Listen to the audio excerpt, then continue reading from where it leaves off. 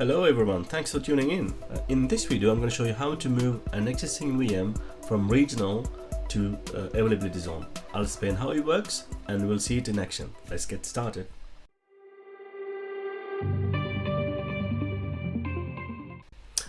Alright, if you take a step back, suppose that your business asks you to deploy your VM into a UK South region, for instance, but not specified whether it must be on a specific availability zone, right? However, a few weeks later, your business now saying, hey, can you have the VM in zone 1? The problem is you spend quite a lot of time already by installing and configuring applications, so it's kind of pain to start all over again. So what options we have and how we can do it? Well, in early days of Azure, you don't have much choice other than recreating the VM from scratch, to be honest.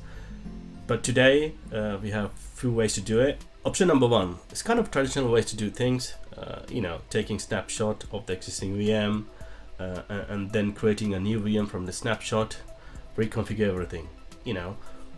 It's not the easiest option, but it works.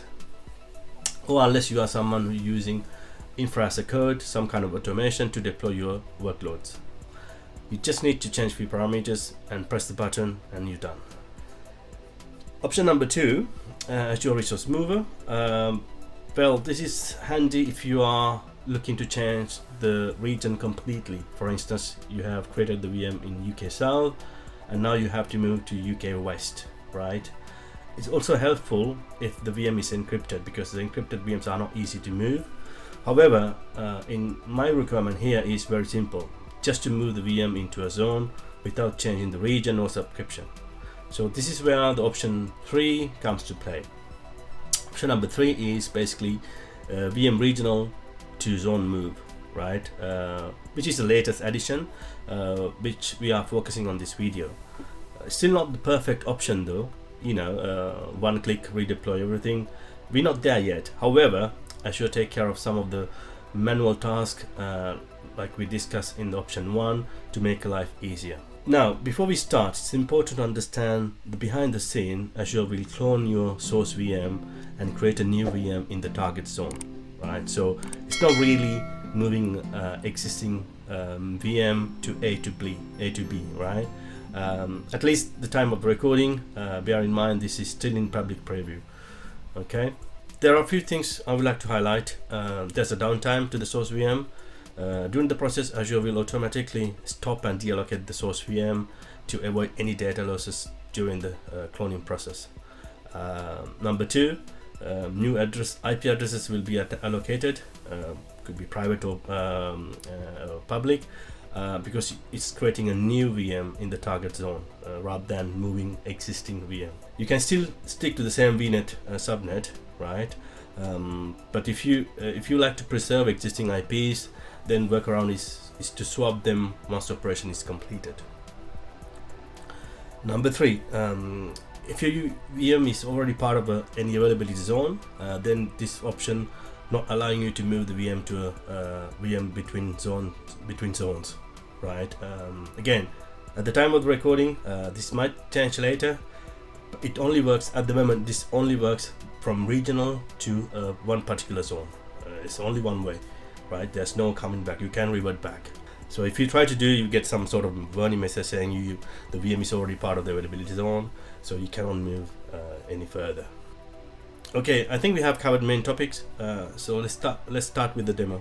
Okay, this is my demo VM and deploy into UK South. Scroll down and go to availability and scaling and click on edit.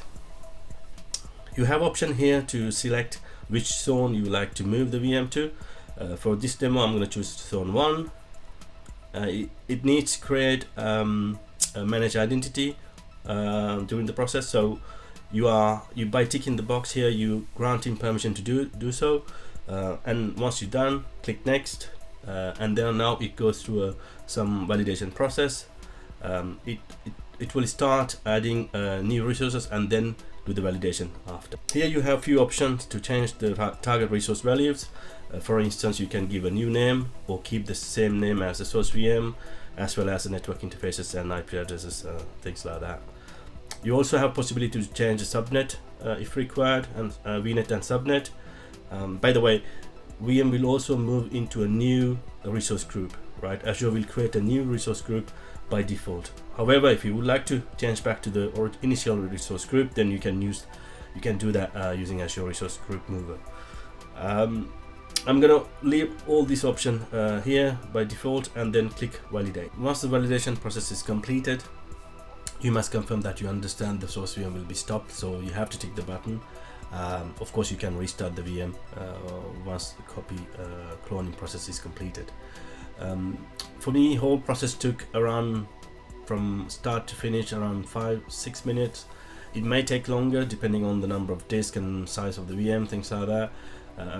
Okay guys, this is now done, it's completed. It gives you a summary and some recommendation to make sure that you re-enable backups and things like that, and so on. So new VM created in the zone 1, so you see everything the VM is up and running.